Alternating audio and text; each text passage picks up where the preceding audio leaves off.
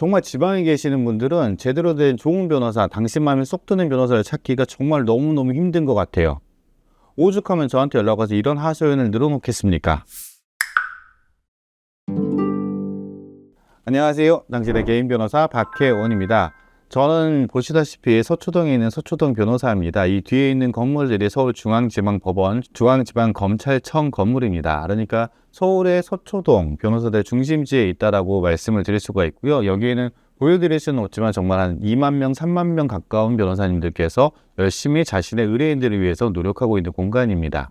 그런데 제가 유튜브를 하다 보니까 전국에 계시는 많은 분들께서 저한테 연락을 주시고 상담을 요청을 하십니다. 그래서 제가 제 핸드폰을 공개를 해드리고 언제든 연락을 주시면 제가 전화를 받아가지고 이런저런 이야기들을 듣는 경우들이 많지요. 정말 사소한 거부터 해가지고 정말 너무 심각한 문제들까지 다양하게 물어보시기 때문에 그 전화들 하나하나 다 답변을 드리고 카톡으로 연락이 오더라도 그분에게 전화번호하고 연락 가능한 시간들 여쭤본 다음에 제가 가능하면 직접 전화를 드리려고 노력을 많이 하고 있습니다.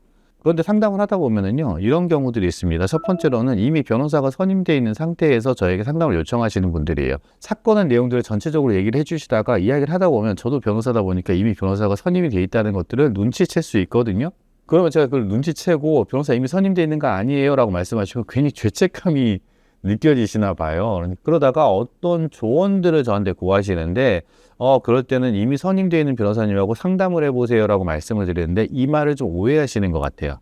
당신 나 선임 안 할 거잖아. 당신이 선임한 그 변호사한테 물어보지 내 시간 뺏지 마. 이렇게 오해하시는 분들도 계시는 것 같은데 전혀 그게 아니라 이미 선임되어 있는 변호사에 대한 신뢰를 갖고 계신다 그러면 그분에게 확인하시고 그분에게 조언을 들으시고 그분에게 당신의 이야기를 들려주시는 게 맞다라고 생각이 들어서예요.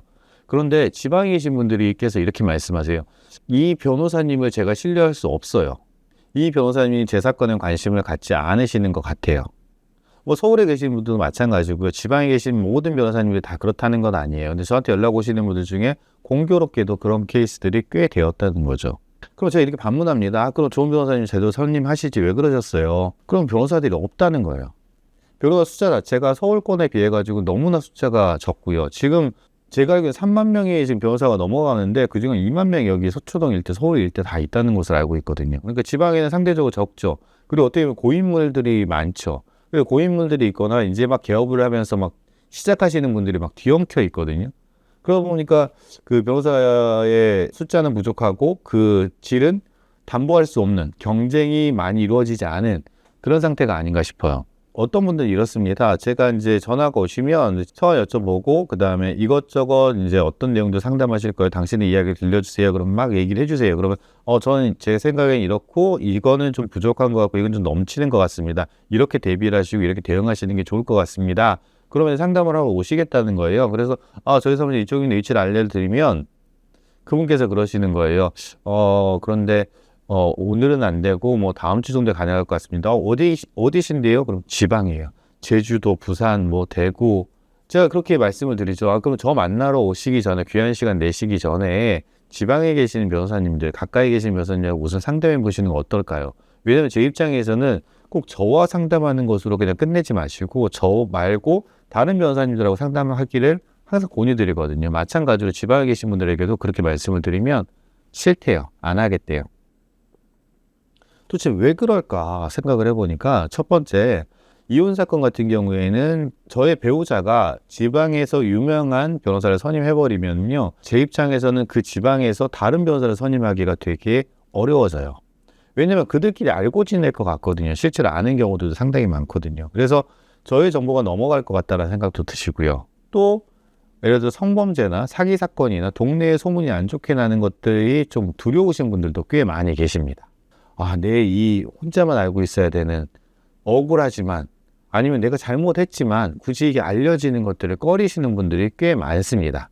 또 세 번째로는요, 아무래도 서초동이라는 공간 자체에서는 변호사들이 정말 치열하게 경쟁을 하고 있습니다. 저 또한 그 경쟁을 하고 있는 사람 중에 하나거든요. 그러다 보니까 끊임없이 공부하고 끊임없이 노력하고 내가 이렇게 하면 어떨까 저렇게 하면 어떡할까 다른 변호사님들이 어떻게 하는 것들을 쳐다보고 따라가려고 하고 안 되면 좌절하기도 하고 이렇게 노력을 하는데 지방에 계신 모든 변호사님이 그러진 않으시겠지만 그 자체에 안주하는 케이스들도 꽤 계시는 것 같아요. 지방에서 그래도 유지 소리 들으면서 적당한 사건들 몇 가지만 하더라도 생활 자체를 풍족하게 사는 데서 만족하는 경우들이 적지 않은 것 같아요. 그런 분들의 성향이 있으신 분들이 경쟁이 치열한 이 서초동의 공간을 떠나가지고 지방에 계시는 경우들도 많은 것 같습니다. 또 한 가지는요, 이제 변호사를 많이 선임 안 해보셔서 잘 모르시겠지만 실제 서초동에 있는 변호사의 수임료 수준하고요, 지방하고 크게 차이가 안 나요. 저 또한 이 서울, 경기, 인천권에 있는 고객분들에게 제한하는 수임료 정도와 지방에 계신 분들의 수임료 정도가 크게 차이가 나지 않습니다. 다만 출장비 명목으로 일회당 얼마씩 정도 이렇게 발생하는 경우들이 있을 뿐이죠. 그러다 보니까 지방에 계신 분들께서 저한테 연락을 주셔가지고 이렇게도 물어보십니다. 변호사님, 여기까지 오실 수 있습니까? 전에 영상에서도 말씀드렸다시피 저는 정말 전국 방방곡곡을 다 돌아다니고 있고요. 그때마다 그 의뢰인분들에게 집중하기 위해서 굉장히 노력을 합니다. 지방에 이동하면서 업무를 하는 습관들도 좀 들어있고 출장 가방들도 항상 쌓여져 있는 상태입니다.